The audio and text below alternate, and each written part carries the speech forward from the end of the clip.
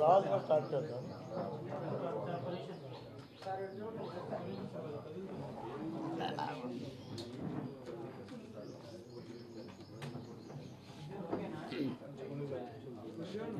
ఇది ఎందుకు మామూలుగా వచ్చేయండి. ఎందుకు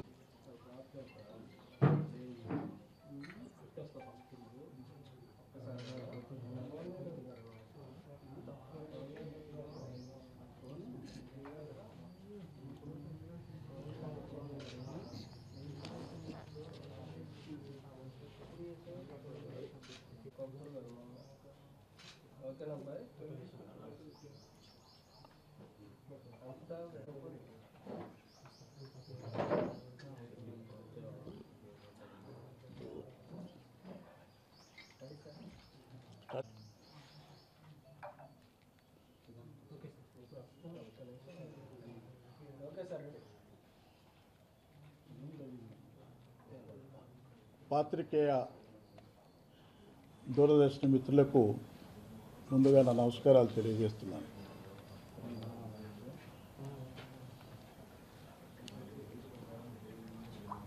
మాజీ మంత్రివర్యులు అనిల్ కుమార్ యాదవ్ గారు ఈ రోజున నా గురించి మాట్లాడటం జరిగింది.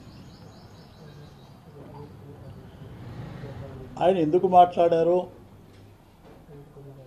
ఏ విధంగా మాట్లాడుతున్నారో ఆయనకు తెలుసో తెలీదో నాకు తెలియదు, కానీ నాకేదో ఎవరో స్క్రిప్ట్ ఇచ్చారని ఆ స్క్రిప్ట్ ద్వారా నేను మాట్లాడిన మాటల మొత్తం వెనుక ఎవరో ఉన్న విధంగా మాట్లాడటం అనేది ఆయన అజ్ఞానానికి నిదర్శనం. ఎందుకంటే మాట్లాడే దాంట్లో కూడా 4.5 సంవత్సరాల పాటు పార్టీలో ఉన్నటువంటి వ్యక్తులు బయటికి వెళ్ళేటప్పుడు అనేక విధాలుగా మాట్లాడతారు, మూటలు సంపాదించుకుంటారనే విధంగా మాట్లాడటం జరిగింది. ఎందుకంటే అనిల్ కుమార్ యాదవ్ గారిని నేను సూటిగా ప్రశ్నిస్తున్నాను. నా గురించి నీకు తెలుసో లేదా కానీ నా రాజకీయ జీవితం తెలిసిన పుస్తకం. సంపాదన కోసమో పదవుల కోసమో ఏదో విధంగా అరువులు చాల్చాల్సిన అవసరం లేదు. రాజకీయాలంటూ నాకు ఒక ఆలోచన విధానం ఉంది, నాకు ఒక వ్యక్తిత్వం ఉంది. మీరు మాట్లాడిన 4.5 సంవత్సరాల పాటు కూడా భజన చేస్తూ నేను ఎప్పుడు కూడా భజన చేసే సాంప్రదాయం, లేకపోతే ఒకప్పుడు పోవటం కానివ్వండి, అధికారం ఉన్నప్పుడు విర్రవేగటం కానివ్వండి, అధికారం లేనప్పుడు ఏదో విధంగా ఉండేటువంటి నైజం నాది కాదు. ఇప్పుడు కూడా ఏ విషయం మాట్లాడినప్పుడు కూడా దానికి సంబంధించినటువంటి ఒకళ్ళ పగడాలను లేకపోతే ఒకళ్ళని నిందించాలనే విషయం కాదు. సమాజానికి నా యొక్క ఉద్దేశాన్ని తెలియజేయటం నా బాధ్యత కాబట్టి చెప్పాల్సినటువంటి ఉద్దేశంతో నేను మాట్లాడటం జరిగింది. నేను మాట్లాడేటువంటి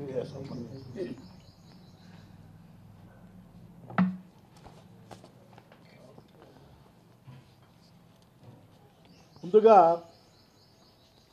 ఎవరికి పదవులు అనేకమైనటువంటి పదవులు ఇచ్చామని చెప్పేసి నేనేదో మాట్లాడుతున్నాను. నేను పదవులు ఇవ్వాలనే మాట మాట్లాడలేదు. నేను ఇప్పుడు ఎమ్మెల్సీనే, అదేవిధంగా శాస్త్ర మండలికి సంబంధించినటువంటి విప్పుని. పదవులు ఇవ్వాలనే మాటను ఎక్కడ కూడా మాట్లాడిన పరిస్థితి ఒకటే, నా మనోవేదనల్లో ఒకటే. ఎందుకంటే నీకు నా గురించి మాట్లాడే అర్హత లేదేమో నేను అనుకున్నాను. ఎప్పుడొచ్చావు రాజకీయాలకి ఆలోచించు. 2009లో ఎమ్మెల్యేగా పోటీ చేశావు. నా యొక్క రాజకీయ చరిత్ర చూస్తే 1985 నుండి రాజకీయంలో నేను ట్రేడ్ యూనియన్కు సంబంధించినటువంటి ఒక నాయకుడిగా, ట్రేడ్ కార్మికుడిగా నేను రాజకీయాల్లోకి రావడం జరిగింది. నా రాజకీయ చరిత్రలో గెలుపు ఓటములు ఉన్నాయి. నా రాజకీయ చరిత్రలో అనేకమైన అవమానాలు, ఆటుపోట్లు ఉన్నాయి. నేను ఎప్పుడు కూడా మొట్టమొదటి నుంచి కూడా ఎప్పుడు కూడా ఎవరికి భయపడాల్సిన అవసరం లేదు. ఎవరు మెప్పు కోసమో, ఎవరి లబ్ధి కోసమో రాజకీయాలు చేయలేదు. నాకంటూ ఒక వ్యక్తిత్వం ఉంటుంది, నాకంటూ ఒక ఆలోచన ఉంది. నా ఆలోచన విధానం ఒకటే. ఈ రాష్ట్రంలో కానీ ఈ దేశంలో ఉన్నటువంటి బడుగు బలహీన వర్గాలకు సంబంధించినటువంటి వాళ్ళు, పేద వర్గాలకు సంబంధించిన వాళ్ళు ఈ దేశ సంపదలో భాగం కావాలి. ఈ దేశంలో అన్ని విధాలుగా అభివృద్ధి చెందాలి. వాళ్ళు ఆర్థికంగా కానివ్వండి, సామాజికంగా కానివ్వండి, రాజకీయం కానివ్వండి చెందాలంటే ఆలోచన విధానంతో ఒక పేద వర్గానికి సంబంధించి, ఒక బడుగు బలహీన వర్గానికి సంబంధించినటువంటి నాయకుడిగా ఈ రోజున నేను ప్రయాణం చేస్తున్నాను. ఏం మాట్లాడుతున్నావు? ఎంపీకి సంబంధించినటువంటి పదవి ఇస్తానన్నారు, తీసుకోవట్లేదు అనే పరిస్థితి మాట్లాడాను. అదే చెప్తున్నా, నేను పదవుల కోసం నేను రాజకీయాల్లోకి రాలేదు. నేను మాట్లాడిందా ఒకటే, బీసీలకు సంబంధించి పదవులు ఇవ్వలేదనే మాట ఎక్కడ మాట్లాడలేదు.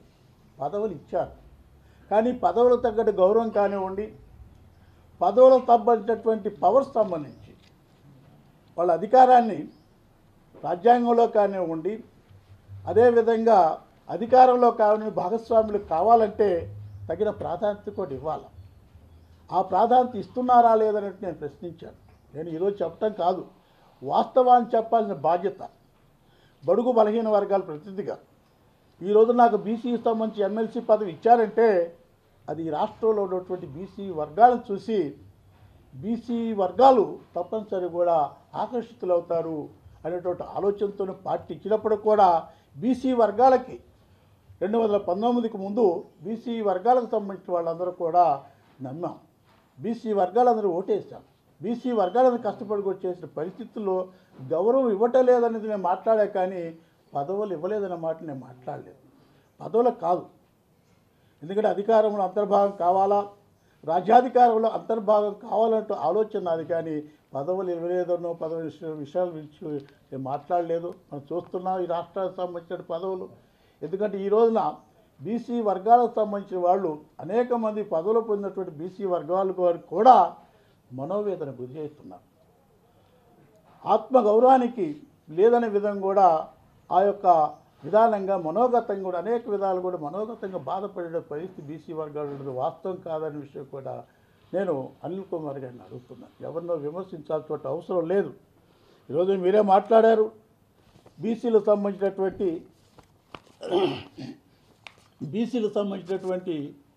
చేశారన్నారు. నేను ఒకటే విషయం మనవి చేస్తున్నాను. ఎందుకంటే బీసీ వర్గాల కోసం మీరు చేయటం కాదు, బీసీ వర్గాల కంటే మేమందరం కష్టపడ్డాం.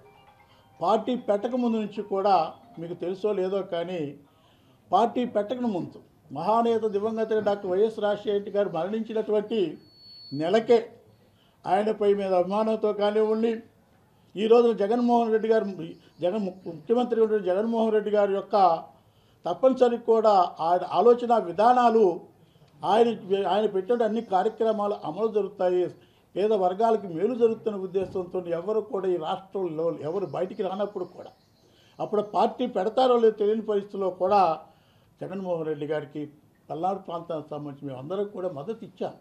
జగన్మోహన్ రెడ్డి గారు ముఖ్యమంత్రి చేయాలా, ఆ రోజు దివంగత డాక్టర్ వైఎస్ రాజశేఖర రెడ్డి గారికి భారతరత్న అవార్డు ఇవ్వాలనే ఆలోచనతో దాదాపుగా 1000 మందికి సంబంధించినటువంటి మా కార్యకర్తలుగా మేము పల్నాడు ప్రాంతం నుండి పిడుగురాళ్ళ నుండి గాంధీ భవన్ దాకా కూడా పాదయాత్ర చేశాం. మరి ఆ రోజు పదవి కోసం చేయలేదే, ఆ రోజు జగన్మోహన్ రెడ్డి పార్టీ పెడతారు అనుకోలేదే, ఆ రోజు జగన్మోహన్ రెడ్డి బయటకు వస్తారు ఏం జరుగుతుందో తెలియని పరిస్థితుల్లో ఆ రోజు జగన్మోహన్ రెడ్డి గారు ప్రయాణించారు. నా ఆలోచన విధానం కూడా పేద వర్గాలకి న్యాయం జరుగుతుంది, పేద వర్గాలకి తగినట్టు గౌరవం జరుగుతున్నటువంటి ఆలోచనతో కూడా ప్రయాణం చేస్తుంది. నేను ఎందుకంటే చెప్తున్నాను, పదవుల కోసం ఎంపీ కోసం నువ్వు అంటున్నావు. ఎంపీ ఇస్తామనే పరిస్థితి మాట్లాడారు. ఎంపీల కోసం, ఎమ్మెల్యే కోసం, ఎమ్మెల్సీల కోసం, పదవుల్ని అధికారాన్ని చలాయించడం కోసమో నేను రాజకీయం చేయట్లేదు కాదు. ఎప్పటికేమైనప్పుడు కూడా బీసీ వర్గాలకు సంబంధించి, ఎస్సీ ఎస్టీ మైనార్టీ వర్గాలకు సంబంధించిన వాళ్ళందరూ కూడా రాజ్యాధికారంలో భాగస్వామ్యం కావాలి. స్వేచ్ఛ సమానత్వంతో, ఆత్మగౌరవంతో అన్ని విధాలుగా అభివృద్ధి చెందాలనే ఆలోచనతో ప్రయాణిస్తున్న నేను తప్పనిసరి కూడా ఎందుకు చెప్తున్నానంటే, ఈరోజు రాష్ట్రం సంబంధించి బీసీ వర్గాలు ఆలోచిస్తున్నారు. బీసీ వర్గాలకు సంబంధించిన వాళ్ళు కూడా కొంతమంది ఇప్పుడే మళ్ళీ ప్రెస్ మీట్ పెట్టాలని ఆలోచన చేస్తున్నారు. నేను ఒకటే మనవి చేస్తున్నాను, బీసీ వర్గాలు ఎవరు ప్రెస్ మీట్ పెట్టినా, ఎవరు ఏం చెప్పినా, ఏదో ప్రోత్సాహంతో నన్ను విమర్శించినప్పుడు కూడా నా ఆలోచన విధానం ఒకటే. మీ ఆత్మగౌరవానికి భంగం కలిగే విధంగా, మిమ్మల్ని ఇబ్బంది పెట్టే విధంగా, మా స్వార్థ ప్రయోజనాలకి మిమ్మల్ని పెట్టుకునే విధంగా ఎట్టి పరిస్థితిలో కూడా మిమ్మల్ని తాకట్టు పెట్టే పరిస్థితి, మీ ఆత్మగౌరవాన్ని పెంపొందించే విధంగా, బీసీ వర్గాన్ని సంఘటితపరిచే విధంగా ఉన్నటువంటి వివక్షత సంబంధించి కానివ్వండి, రాజ్యాధికారంలో ఏ విధంగా అంతర్భాగం కావాలా, రాజ్యాధికారం అంతర్భాగంగా కాటమే కాటు అధికారానికి సంబంధించి ఏ విధంగా మనం చేయాలంటే ఆలోచన కోసం ప్రయాణం చేసే వ్యక్తే కానీ బీసీ వర్గాలకు ఆలోచించాలా. పెట్టేట్లు ఈరోజు నేను ఈ విధంగా మాట్లాడుతున్నానంటే అది అందరు ప్రజలకి, బీసీ వర్గాలకి, బడుగు బలహీన వర్గాలకు సంబంధించిన విషయం. ఇది మీ ఆత్మగౌరవాన్ని పెంపొందించుకు మాట్లాడి మీరు ఏ విధంగా ఒత్తిళ్ళు వచ్చినప్పటికీ, అనేక విధాలుగా మీరు మాట్లాడినప్పటికీ కూడా వాస్తవాలు అర్థం చేసుకోమని కూడా బీసీ వర్గాలు కానీ, బీసీ నాయకులు కానీ మనవి చేస్తున్నాను. నేను ఎందుకంటే మనవి చేసేది అనిల్ కుమార్ గారు కానీ, మాట్లాడబోయే పెద్దలందరూ కానీ వాస్తవాలు ఆలోచించండి. ఈరోజు నీ పరిస్థితి ఏంటి అనిల్ కుమార్ గారిని మనవి చేస్తున్నాను. మీరు మాట్లాడుతున్నారు 2014 సంబంధించి ఓడిపోతామని నా టికెట్ ఇచ్చారు. ఎంత హాస్యాస్పదమైన విషయం. అందరూ గెలుస్తారా? అందరూ ఇచ్చినట్టు ఈరోజు 170 సంబంధించినటువంటి సీట్లు ఉన్నాయి. ఏ పార్టీకి సంబంధించిన వాళ్ళైనా గెలుస్తారనే ఉద్దేశంతో ఇస్తాం, కానీ ఓడిపోతారనే ఉద్దేశంతో ఏ పార్టీకి సంబంధించి టికెట్ ఇచ్చే పరిస్థితి ఉంది. అంత మాత్రం కూడా మంత్రి చేసి అంత మాత్రం కూడా జ్ఞానం ఉండాల్సిన అవసరం లేదా? నేను అదే చెప్తున్నా. నీకు తెలుసో తెలియదో, నేను సర్పంచ్ అయినప్పుడు నువ్వు లాగులు కొట్టుకొని ఉంటావు. బహుశా నాకు తెలిసినంత వరకు కూడా 85 నేను సర్పంచ్, 85 నుంచి రాజకీయాలు నేను ట్రేడ్ యూనియన్కి పెట్టిన పరిస్థితి. ఆ నియోజకవర్గంలో 2 పర్యాలు గెలిచాను. ఇది రాష్ట్ర వ్యాప్తంగా కూడా అనేక మంది మాట్లాడుకునే మాటలు. ఒక బలహీన వర్గానికి సంబంధించిన నేను, ఒక పేద వర్గానికి సంబంధించిన నేను ఆ నియోజకవర్గంలో 1999 సంబంధించి 2004లో కూడా గెలవటం జరిగింది. 2009 టికెట్ ఇవ్వలేదు. మీరు మాట్లాడుతున్నారు 2014 ఓడిపోయాడు కాబట్టి 2019 సంబంధించి గెలిచే మనిషికి టికెట్ తీసుకుని ఇచ్చామని మాట్లాడుతున్నారు. 2014 ఎందుకు ఓడిపోయా తెలుసు, ఏ విధంగా ఓడిపోయా తెలుసు. నా నాయకత్వానికి సంబంధించినటువంటి నా ఎదుగుదలకు ఇవ్వకుండా పార్టీకి సంబంధించిన పెద్దలే, అది జగన్మోహన్ రెడ్డి గారు తెలుసు, ఆయన దృష్టి కూడా తీసుకురావటం జరిగింది. 7,000 ఓట్లతో నేను డిఫీటెడ్ కావటం జరిగింది. నీకు తెలుసో తెలియదో, మన పార్టీకి సంబంధించిన వాళ్ళు 4,700 సంబంధించినటువంటి క్రాస్ ఓటింగ్ చేశారు.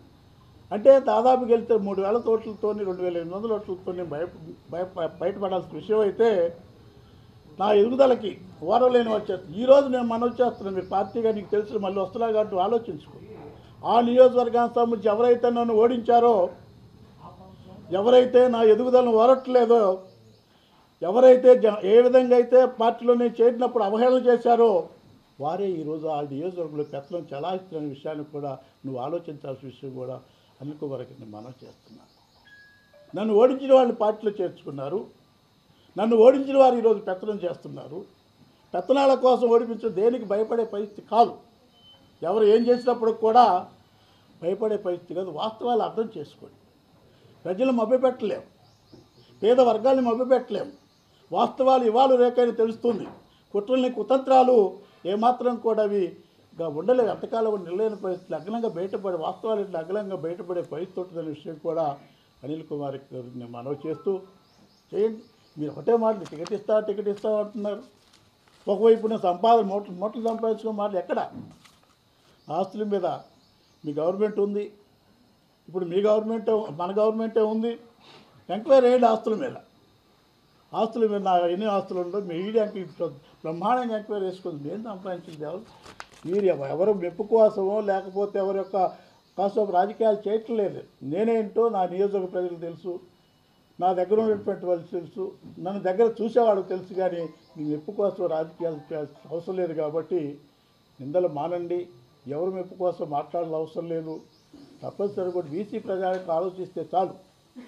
మరి ఎట్లున్నా నేను చేసేటువంటి పోరాటం కానివ్వండి, నా జీవితంలో చివరి శ్వాస వరకు కానివ్వండి, నేను బ్రతికున్నంతకాలం కూడా ఈ వర్గాల కోసం పనిచేస్తాను. ఎవరు నమ్మినా నమ్మకపోయినా, ఎవరు ఏమనుకున్నప్పటికి కూడా నాకుంటూ ఒక విజన్ ఉంది, నాకంటూ ఒక ఆలోచన విధానం ఉంది.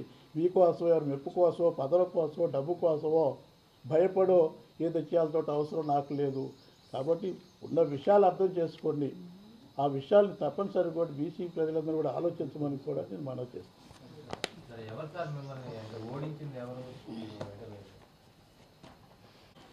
2014 సంబంధించి మా పార్టీకి సంబంధించిన కొంతమంది వ్యక్తులే నేను చెప్పాను. ఇప్పుడు చూడటం కూడా జరిగింది. గెలిస్తే ఒకవేళ నాయకత్వం బలపడుతుందని నా మీద నా యొక్క ఎదుగుదలను వారిన వాడు మా పార్టీకి సంబంధించిన వ్యక్తులు క్రాస్ ఓటింగ్ చేసి 4700 మంది క్రాస్ ఓటింగ్ చేసి ఆ రోజు నేను ఓడిపోవడం జరిగింది. 2019 సంబంధించి కూడా నేనేదో గెలవలేననే ఉద్దేశంతో టికెట్ ఇచ్చామనే పరిస్థితికి మాట్లాడుతున్నారు. వేరే అతను తీసుకొచ్చి మహేష్ రెడ్డికి సంబంధించి మాట్లాడుతున్నాను. నేను ఒకటే అడుగుతున్నాను, ఈ రాష్ట్రంలో 2014 సంబంధించి వైఎస్ఆర్ కాంగ్రెస్ పార్టీ సంబంధించి 30,000 పైచి ఓడిపోయిన కూడా టికెట్ ఇవ్వటం జరిగింది. నాకెందుకు ఇవ్వలేదు? ఆ రోజు జగన్మోహన్ రెడ్డి గారు అన్నారు, అవసరాలు రీత్యా అతను తీసుకొద్దామని మాట్లాడినప్పుడు నేను ఒకటే చెప్పాను, మీరు ముఖ్యమంత్రి కావటమే ప్రధానం, ఈ రాష్ట్రం బాగుపడటమే ప్రధానం. మీరు ముఖ్యమంత్రి అయితే ఈ రాష్ట్రంలో బడుగు బలహీన వర్గాలకి అన్ని విధాలుగా మేలు జరుగుతుంది. వాళ్ళ అభ్యర్థికి మీరు తోడ్పడటానికి విశ్వాసం, నమ్మకం నాలో ఉందన్న. మీరు ఏది చెబితే అది చేస్తానని కూడా ఆ రోజు కూడా నేను బహిరంగం కూడా ప్రకటించడం జరిగింది. అందుకోసం ఈరోజు ఓడిపోయి అంటున్నారు. మరి 2009కి 1999 2004 గెలిచా కదా నేను. అదే వ్యక్తి మీద ఎవరైతే నా మీద ఓడిపోయారో ఆ వ్యక్తి మీద దగ్గర పోటీ చేసింది. అప్పుడు గెలవగలను, ఇప్పుడు ఎందుకు గెలవలేను? గెలిచేవాళ్ళకి టికెట్ ఇస్తావు, ఓడిపోతాడు ఇచ్చావు అనేది అది కరెక్ట్ అయిన ఆలోచన కాదు, కరెక్ట్ అయిన పద్ధతి. ఓటమి గెలుపులో సహజం.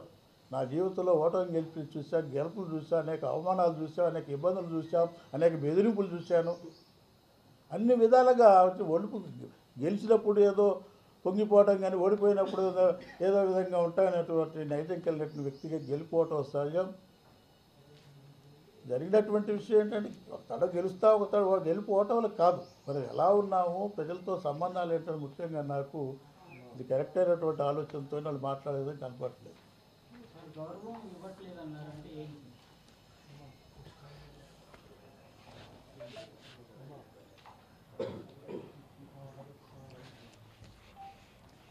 ఇప్పుడు సమాజంలో మార్పులు అనివార్యం. ఇప్పుడు ఎందుకంటే రాజ్యాంగం ప్రకారం డాక్టర్ బిఆర్ అంబేద్కర్ కానివ్వండి, అనేకమైనటువంటి మహానీయులు మనకి ఓటు హక్కు కల్పించారు.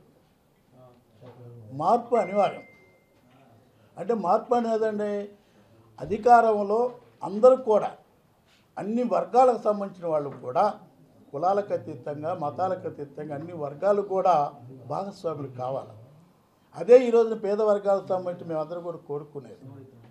రాజ్యాధికారంలో అంతర్భాగం కావాలా, జనాభా ప్రాతిపదికపై రాజ్యాధికారంలో భాగస్వామ్యం కల్పించాలనేటువంటి ఆలోచనతో మేము చేస్తున్నాం. తదను కూడా అనేకమైన మార్పులు జరుగుతున్నాయి. బీసీలకు సంబంధించిన రిజర్వేషన్లు కానివ్వండి, లోకల్ బాడీస్ రిజర్వేషన్, అనేకమైనటువంటి రిజర్వేషన్ కల్పించినప్పటికీ గ్రామాల్లో మనం చూస్తున్నాం. పదవులు అయితే ఇస్తున్నారు కానివ్వండి, పదవులకు సంబంధించి గౌరవం గ్రామాల్లో పెత్తందారు పోవటం లేదు, గ్రామాలంటూ వర్గ స్వభావాలు పోవటం లేదు. ఎవరైతే మొట్టమొదటి అధికారం అనుభవించిన వాళ్ళో వాళ్ళే అనుభవించడానికి ప్రయత్నం చేస్తున్నారు. కానీ ఈ వర్గాలను మొత్తం కూడా కలుపుకొని పోవాల ఆలోచన కూడా, సమానం చూడాలని ఆలోచన కూడా చేయాల్సిన అవసరం లేదు. నేను ఒకటే మనవి చేస్తున్నాను, పదవి ముఖ్యం కాదు. పేద వర్గాలకి ఎవరు పదవి అవసరం, పదవి అనేది ఒక అవసరమైనప్పుడు పదవి ముఖ్యం కాదు. ఆత్మగౌరవం అనేది చాలా మనిషికి అవసరం.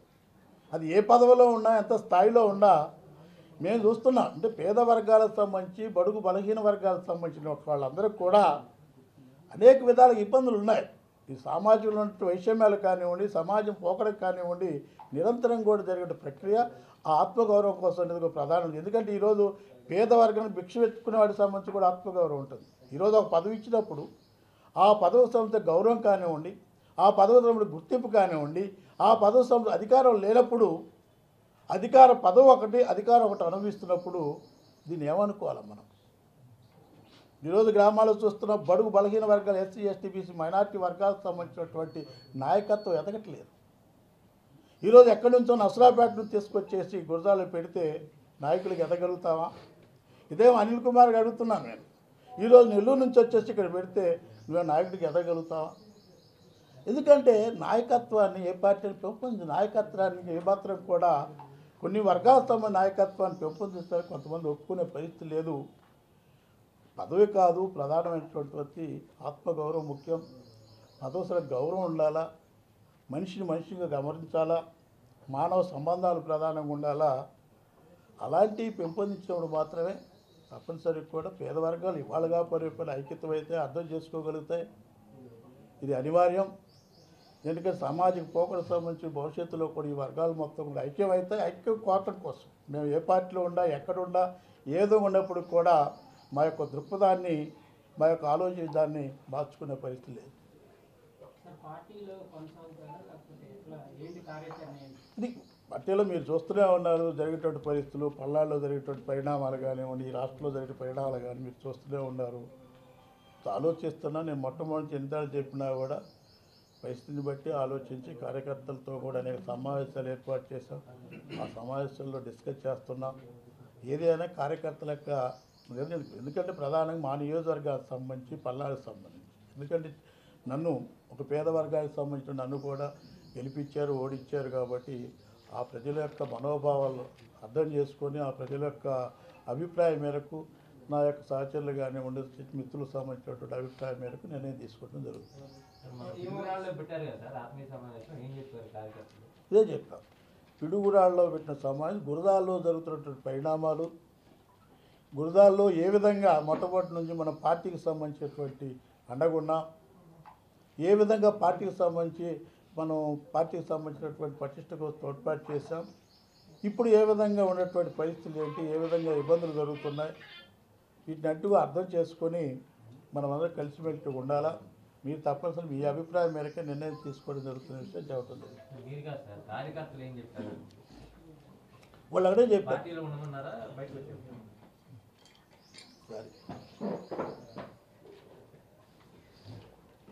కార్యకర్తలకు సంబంధించి వాళ్ళ అభిప్రాయాలు చెప్పారు. ఏ నిర్ణయం అయినా మీరు ఆలోచించి తీసుకోండి, ఆ నిర్ణయానికి మేము కట్టుబడి ఉంటాం. మీరు మంచి నిర్ణయం తీసుకుంటారనేటువంటి నమ్మకం మాకుంది. ఆ నిర్ణయాల ప్రకారం మనం ప్రయాణం చేద్దాం విధంగా అత్యధికంగా నాకు ఆ విషయం చెబుతుంది. టైం మళ్ళీ చెప్పారు కాబట్టి ఇంకా కొత్తగా నిర్ణయం తీసుకొని టైం తీసుకొని. సార్, మీరు సోషల్ మీడియాలో మీ నుంచి ముందు ఒక వీడియో అంటే మీ మీద అధికార పార్టీ ఏదైనా ఒత్తిడి చేస్తే దాని ప్రభావంతోనే మీరు ఈ వీడియో ఓపెన్ చేస్తారు.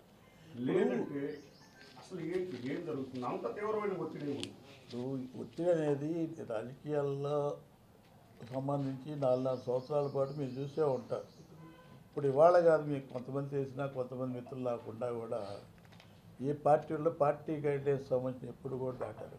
4.5 సంవత్సరాల పాటు నియోజకవర్గంలో కానీ బయట కానీ కొన్ని ఇబ్బందులు ఉన్నా, ఎన్ని అవమానాలు ఉన్నా, ఏ విధంగా ఉన్నప్పుడు కూడా నేను ఒక మాట కూడా బయటకు వచ్చి మాట్లాడడం పరిస్థితి కాదు. ఎందుకంటే ఉన్నటువంటి బాధ ఇంకా చాలా ఉన్నాయి. విషయాలు మాట్లాడుకోవాలని బయట పెట్టలేని విషయాలు చాలా ఉన్నాయి. నాకున్నటువంటి నా యొక్క ఆత్మగౌరవాన్ని దెబ్బతగింది.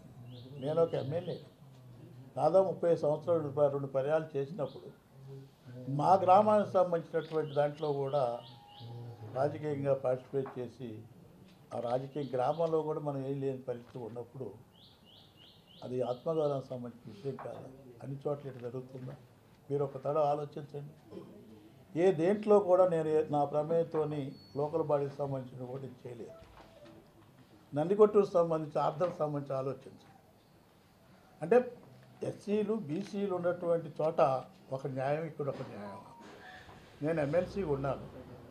నందికొట్టూరు సంబంధించినటువంటి లోకల్ బాడీస్లో అన్నింటిలో కూడా సిద్ధారెడ్డి బయట సిద్ధార్థ సంబంధించి పార్టిసిపేషన్ చేసి సర్పంచులకు కొద్దిగా లేకపోతే ఎంపీటీకి సంబంధించినటువంటి విధంగా కూడా 10 లోకల్ బాడీకి సంబంధించి కూడా తన మనుషులు పెట్టుకున్నటువంటి ప్రాధాన్యత నేను అడగలేదు. నేను ఒక్క కౌన్సిల్ సంబంధించి అడిగినా కూడా ఇబ్బంది పెట్టిన పరిస్థితి. మళ్ళీ అతను ఏదో ఇండిపెండెంట్ పోటీ చేసి గెలిచిన విషయం. నేను ఎందుకంటున్నా అంటే ఇదే గౌరవం. ఇప్పుడు ఈ రోజున బడుగు బలహీన వర్గాలకు సంబంధించినటువంటి వాళ్ళు లీడర్లుగా వస్తున్నారు కానీ నిలవట్లేదు. ఇది మేము ఆలోచిస్తున్నాం. ఇప్పుడు ఎట్లా నిలబడుతా దాదాపు 4 పర్యాయాలు కూడా బీసీ వర్గానికి సంబంధించినటువంటి గురదాల నియోజకవర్గాన్ని ఇచ్చి ఏదో తీసుకొచ్చి నర్సరావుపేట నుంచి తీసుకొచ్చేసి అతను ఒక పర్యాయం ఒక పర్యాయం ఎమ్మెల్యేకి ఇచ్చి అక్కడి నుంచి పంపించకూడదు. అతనే లీడర్షిప్ కావాలి, వాళ్ళు ఎక్కడ కావాలనుకుంటే బలహీన వర్గాలకు సంబంధించిన లీడర్షిప్ ఎక్కడ ఎదుగుతుంది? ఏ విధంగా బలహీన వర్గాలకు సంబంధించినటువంటి లీడర్షిప్కి ఎదగలుగుతుంది? మీరు చూస్తున్న గ్రామాలతో మీకు చాలామంది మీకు తెలుసు కూడా, ఎవరో సర్పంచ్ అయిన వాళ్ళు కనపట్ల, ఎంపీ పైన వాళ్ళు కనపడతల. అంటే పదవులు నిర్వహించినటువంటి స్థానిక పదవులకు కానివ్వండి, చట్టసభలో కూడా పదవులు నిర్వహించినటువంటి బలహీన వర్గాలకు సంబంధించినటువంటి రిప్రజెంటేషను ప్రజాప్రతినిధులు ఎందుకు కనుమరుగవుతున్నారు? ఆలోచించాల్సిన అవసరం లేదు. అందరూ ఆలోచించాలి, మీరు కూడా ఆలోచించాలి. ఎందుకు కనుమరుగవుతున్నారు? దేనివల్ల కనుమరుగవుతున్నారు? ఎందుకు వాళ్ళ యొక్క లీడర్షిప్ పెరగట్లేదు? ఎందుకు వాళ్ళకి ప్రాధాన్యత ఇవ్వట్లేదు? ఎందుకు వాళ్ళు నిలబడగలుగుతున్న విషయాన్ని కూడా మనం అందరం కూడా ఆలోచించాల్సిన విషయం.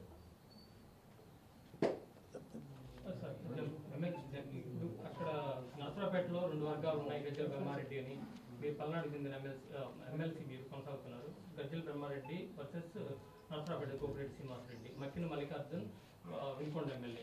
ఇక్కడ కొత్తగా వచ్చింది చిలకలూరుపేటలో రాజేష్ నాయుడు. ఈ నేపథ్యంలో బీసీని బలి చేసేందుకే అక్కడ పార్లమెంట్ నియోజకవర్గానికి ఎంపీగా తీసుకొస్తున్నారని భిన్నాభిప్రాయాలు కూడా వ్యక్తమవుతున్నాయి.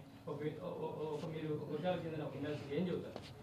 ఇప్పుడు నేను అదే చెప్తున్నా, బీసీలకు సంబంధించినటువంటి నాయకత్వాన్ని పెంపొందించడానికి ప్రయత్నం చేయాలి కానీ బీసీకి సంబంధించిన నాయకత్వాన్ని ఆపడం కోసం లేకపోతే దాన్ని మార్చడం కోసం ప్రయత్నం చేయడం అనేది కరెక్ట్ కాదంటున్నాను నేను. అందుకే కదా నా బాధలు అదే కదా. 4 పర్యాయాలకు కూడా గురజాల నియోజకవర్గానికి సంబంధించినటువంటి ఎమ్మెల్యేకి బీసీలకు ఇచ్చి ఒక పర్యాయానికి సంబంధించి తీసుకొచ్చేసి అతనికే ఇవ్వాలా, గెలిచినా ఓడినా అనే పరిస్థితి. అంటే ఈరోజు నేను ఒకటే అడుగుతున్నాను, మాట్లాడేటువంటి వాళ్ళకి కానీ వాళ్ళకి సంబంధించి కానివ్వండి. ఎందుకంటే జగన్మోహన్ రెడ్డి గారిని ఏదో విమర్శించాలో లేకపోతే అనిల్ కుమార్ గారిని ఏదో విమర్శించాలో ఆలోచన జరిగిన విషయాలు నేను చెప్తున్నాను. జగన్మోహన్ గారితో ప్రయాణం చేస్తున్నా. ఎందుకంటే నేను ఏ ఆలోచనతో ప్రయాణం చేసి ఎవరు రానప్పుడు కూడా ఆయన అన్నట్టు మనం ప్రయాణం చేసి దేనికోసం? ఇలాగ ఏమన్నా పదవి వస్తుందని చేసామా లేకపోతే లబ్ధి కోసం చేసామా? ప్రజలకు ఉపయోగపడుతుంది ఆలోచన చేశాం. తప్పనిసరిగా కూడా దానికి సంబంధించి కరెక్ట్గా ప్రస్తుత ఎమ్మెల్యే ఒంటెద్దు పోకడల పరిస్థితి లేకపోతే ఏంటి, అది అహంకారమా, ఏంటి కులహంకారమా, బీసీలు తొక్కేసేయాలనే ఒక దీనితోనే మీరు బయటకు వచ్చారు. ఇప్పుడు ఇది అలాగే డిస్కషన్కి వస్తుంది. వాళ్ళ స్వభావం ఉంటుందండి. ఇప్పుడు ఎందుకంటే నేను ఒకటే చెప్తున్నాను, బడుగు బలహీన వర్గాల ప్రజలకు కానివ్వండి, పేద వర్గాలకు సంబంధించి కానివ్వండి, పెత్తందారీ స్వభావం అనేది ఒకటి ఉంటుంది. ఆ పెత్తందారీ స్వభావానికే మా శాసనసభ్యులు నిదర్శనం. పెత్తందారీ స్వభావం కానివ్వండి, అధికార హామీ సంబంధించి కానివ్వండి, ఇవన్నీ కూడా పదవి, కులం, అధికారం నెత్తికెక్కితే ఇబ్బందికరమైన విషయం. అన్ని విధాలు కూడా తప్పుడు విధానాలు చేస్తాం, లెక్కలేనితనం ఉంటుంది. ఇవన్నీ కూడా అతను నైజం అది కాబట్టి